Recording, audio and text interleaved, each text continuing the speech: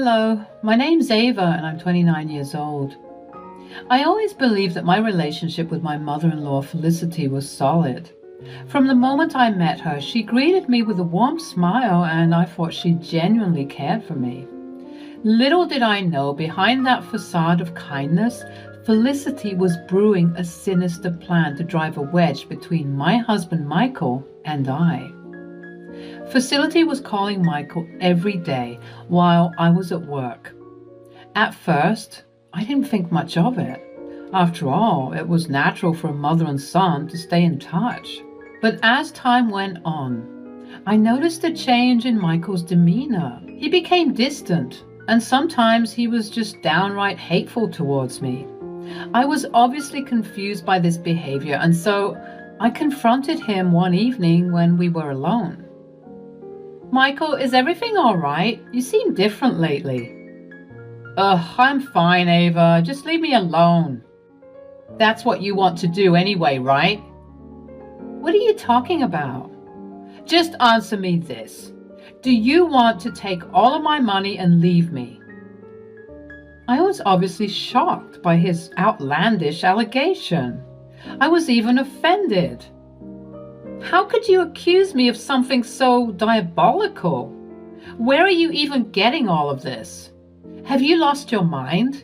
I would never do something so horrid to you. Seeing my frustration and confusion, Michael sighed heavily. He sat down and put his head in his hands. He looked like he was clearly going through something. I'm so sorry I lashed out at you, Ava. It's just that, well, something has been going on and it's been messing with my head." "What's going on, babe? You know that we can get through anything as long as we work together." "I know, baby, which is why I think it's time I come clean, even though it's hard." "Okay, I'm listening." "Ava, I don't know how to say this, but my mom has been saying things about you." "Really? What things?" "Unfortunately, babe, they haven't been the nicest of things. It's really hard for me to say it. I know you love her, but you need to know that she's been bad-mouthing you on our calls." I was taken aback. How could Felicity, the woman I consider the second mother, be saying negative things about me? Stupidly, at the time, I didn't believe what my husband was telling me and I began to doubt him and his words. "Babe, are you sure you're not just misinterpreting what she's saying? You know, as women, there are certain things that we get that guys simply don't. Maybe it's just a communication breakdown?" "Babe, I'm not stupid. I know when someone is speaking ill of someone else. This isn't some nuanced situation. The situation is pretty black and white from where I'm standing. My mother simply despises you." "How could you say that to me? Just earlier this week, Felicity and I spoke on the phone and she asked me about you. I told her all about how we're doing well and I told her of our plans to start that business we've always dreamed about." "That's funny because she told me today that you were planning on sabotaging our business plan so that everything would be under your name. And then you'd eventually run away with all the money." "What? That's crazy." "I know. She's been saying all sorts of crazy things, and I hate to admit it, but it started getting to me. I started believing her. Even though there was no solid proof, I started believing her words, and that's why I lashed out at you earlier. I'm so sorry." "She didn't say those things, did she?" "You seem to be adamant in not believing me, so let's do this instead. How about the next time she calls me, I will secretly add you onto the call so that you can listen in on every word that she says. I'll host a Zoom meeting conference call with you on my computer, and when she calls me, I'll put the phone on speaker so that you hear everything." "Fine, that sounds like a plan. I'll prove to you that Felicity doesn't speak about me that way." Well, folks, I hate to admit it, but it turns out that my husband was right. The very next day, as I left for work, and Michael was at home enjoying his downtime, he received a call from his mother. He did as was planned and added me on a conference call whilst he answered the phone from his mother. So I was silently listening in on everything, unbeknownst to her, and I found out some very appalling information. "Hello, my dear. How was your day?" "It was fine, Mom. How was yours?" "It was not good, Mike. I was too busy stressing and worrying about you and your predicament." "What predicament?" "The fact that you're married to a wicked woman. She doesn't love you, Michael. When are you going to understand that? How much more information do I have to feed you? As your mother, these things impact me as well, you know. The longer you stay with that woman, the more years are removed from my life due to stress." "Mom, please stop. I told you that I haven't been finding any evidence of that occurring, so please stop with your allegations." "So you're calling me a liar? You don't want to heed these wise words?" I'm just telling you the truth. She hates you. She's going to take all of your money and leave you if you're not careful." "Let me call you back, okay? Love you." "But wait, let me tell you more." Michael hung up the phone and unmuted me from the conference call. "Hello, Ava?" How could she talk about me like that? Has she lost her mind? "I know, it's a lot. I'm sorry you had to find out this way, but you needed to hear the truth for yourself." Wow, I have no words, honestly. She sounded like a completely different person. Nothing like the sweet lady who checked up on me from time to time. And now I know that she's only checking in to gather intel and twist it so that you believe her lies. My heart sank as I realized the depth of Felicity's deceit. The person I thought was my ally, my supporter, was working against me. Michael reassured me that he no longer believed her words after our conversation the previous night. That woman is crazy. I almost got caught in her lies, and I trusted and believed her. I get you, babe. I'm sure that realizing her lies and deception wasn't easy, seeing as you're her son and all.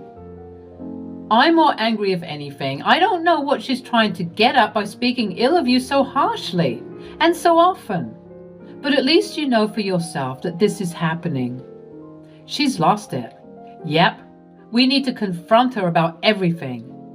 Yes, of course, but not just yet. What do you mean?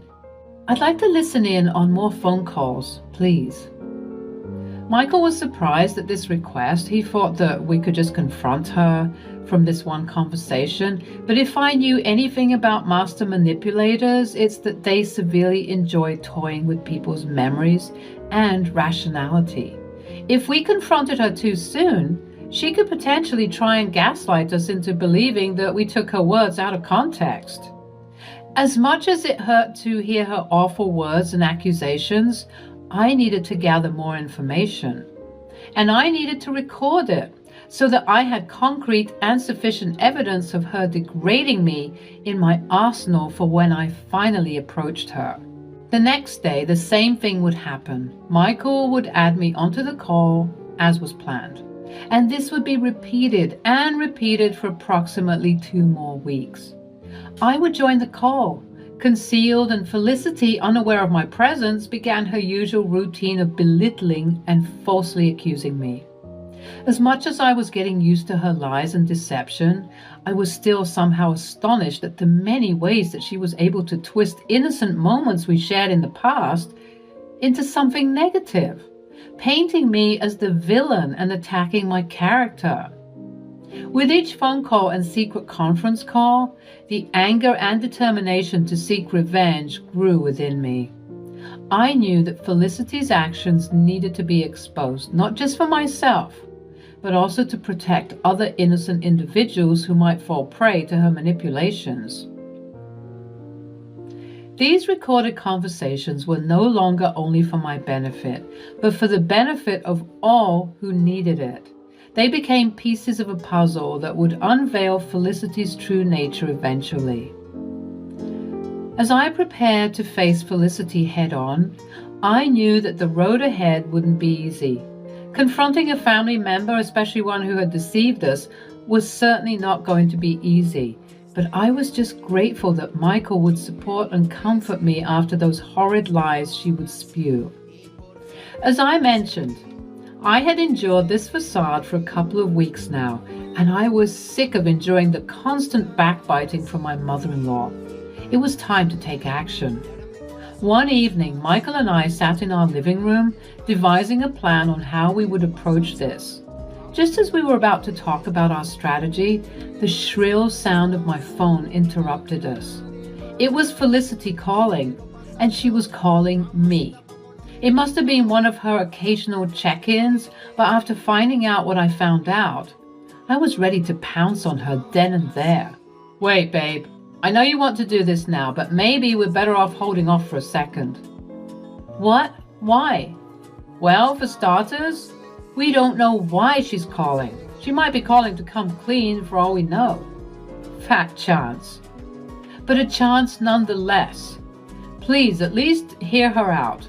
And if this call ends without her coming clean and apologizing, then we'll get that vengeance. In any way you see fit, no questions asked. Ugh. She's still my mom, babe. I don't know. I guess part of me's hoping that she's come to her senses and that she'll change. I just need to know for sure. Seeing Michael saddened by his mother's actions cut me deep to the core. I didn't take the time to properly address how this might be affecting him as well. I was so stuck in my own emotions, but I didn't consider him. Finding out that your mother is a terrible person is certainly a heavy burden to carry, so I felt like I had to at least try and be civil during this phone call, just to satisfy this curiosity he had. Fine, I won't confront her about it just yet. Atta girl. I sighed and I answered the call, my voice guarded but firm. Hello? Hello, my dear. How are you? The similar facade of her sweet voice made me seethe with anger.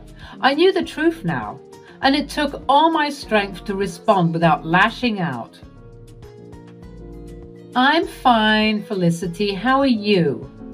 Felicity seemed taken aback by the hostility in my tone, but I wasn't going to let her play her games anymore.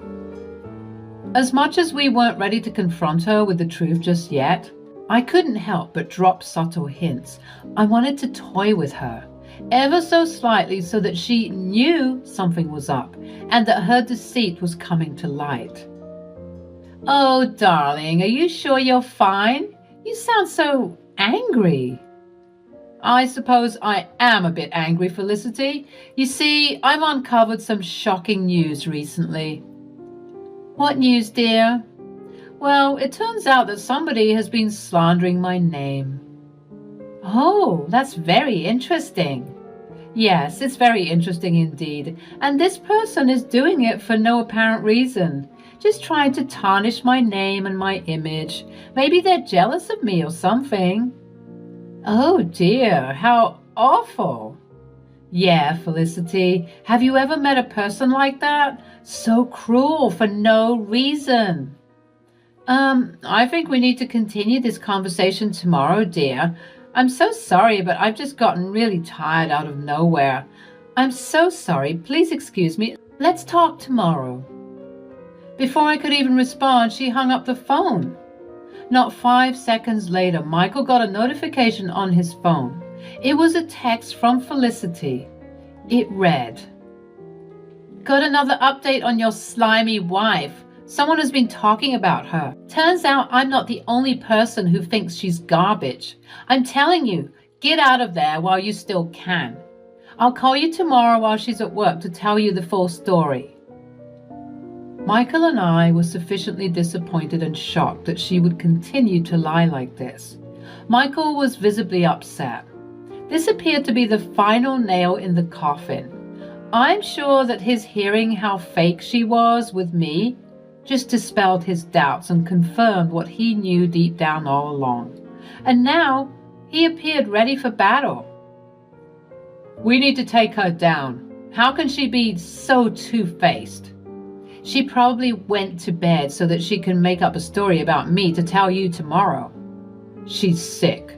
I don't care that she's my mother. She's in the wrong and she needs to pay for hurting you and me. Although this terrible circumstance sought to destroy us, ironically enough, Michael and I bonded over this strange and hurtful situation. Our love for each other had strengthened and we spent the rest of the night comforting each other. The next day came around and my goodness, it was certainly one to behold. I went to work as usual, but this time with a pep in my step, knowing what was about to go down later on. I was ready to take this lady down. Michael called me eventually and I knew that it was go time. As usual, he added me to the conference call whilst his mother was on a regular phone call with him. She didn't hesitate to start gossiping about me once they said their pleasantries. And you wouldn't believe what she told me. She said that people all around her are talking about her and her schemes. Oh, what have they been saying? Well, she told me that people have been accusing her of embezzling funds and bribing officials to get what she wants. She knows that people are onto her now. She was practically begging me to console her yesterday. I played along, of course, but I know deep down that those rumors are true. Oh, really? Is that how you recall our conversation from last night? Because I don't remember saying or doing any of those things at all. Felicity appeared to have choked on whatever beverage she was drinking. She wasn't expecting to hear my voice. She must have thought that she was going crazy. Don't worry, Felicity. You're not imagining things. I'm here on a conference call with Michael. I've been listening in on your conversations for the past 2 weeks now. Ava, but I believe that I haven't properly given you my salutations. So, hi Felicity. Ava, whatever you heard, I can assure you that you didn't hear it correctly. Let me explain. I chuckled bitterly, refusing to let her try and twist the narrative, just as I had suspected. Oh, please, don't insult my intelligence, Felicity. The charade is over. I know the games you've been playing, the lies you've been feeding Michael. But guess what? We're done being your pawns. I can't believe that you'd be so cruel and manipulative for no reason, Ma. What drove you to do such a terrible thing? Oh, so you think you're better than me now, Michael? You think that you're a Superman or something, trying to save the day? I didn't do anything wrong. I was just telling you some hypothetical situations. It's not my fault that you two misconstrued everything. You're so pathetic. Even after being caught, you try and cover your tracks so sloppily like this? Not to worry, because I've recorded everything that you've said. So let me jog your memory a bit. I proceeded to play some of the audio recordings I took throughout the weeks. Recalling those cruel moments sent chills down my spine, but I was sure that Felicity was sweating bullets. She kept on stammering and trying to speak over the recordings, again trying to cover her tracks, but she did such a terrible job of defending herself, especially with the irrefutable evidence that was presented before her. Finally, once she understood that the jig was up, she came clean. Well, guess what, Ava? I don't care that you found out the truth. So what? What are you going to do? We all know that you're bad for my son. Bad for him? In what way exactly? I don't know. You're hiding something. I can feel it. Even though I didn't get any evidence, I can just tell that you're a slimy and you're bad for my son. I'm going to expose you for just how evil you truly are, you old wench. How dare you? Once I tell everyone in the family about this, they're going to be on my side, not yours. Nobody's going to believe an outsider like you, Ava. See, you're wrong again, Felicity, because what you failed to realize, even after I told you earlier in the call, is that I'm recording this conversation too. What? Yep. When will you learn? Not only are we recording this conversation, but we're also recording the conversation you had with Ava last night. And we took screenshots of the text you sent me.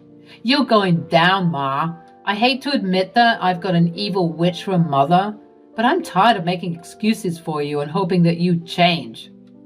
Baby, Ava, let's talk about this. This information doesn't need to go anywhere. Look, I'll apologize, all right?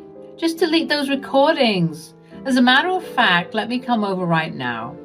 Ava, you're finishing your shift soon, right? Let's all talk about this over a lovely cup of tea and... Save it, Felicity. Your attempts at cleaning up your very damning mess are sloppy at best. Have you no shame or dignity? It's far too late to try and smooth things over now, especially only after you got caught. Who knows how long you would have tried to keep this up if we didn't confront you about it today?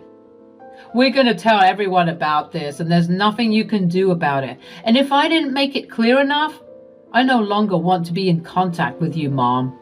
I'm sorry, but I can't afford to be around your negative energy anymore. As was dutifully promised and mentioned in the call, Michael and I exposed Felicity on various family group chats, warning our cousins, aunties, and uncles of her manipulative tactics.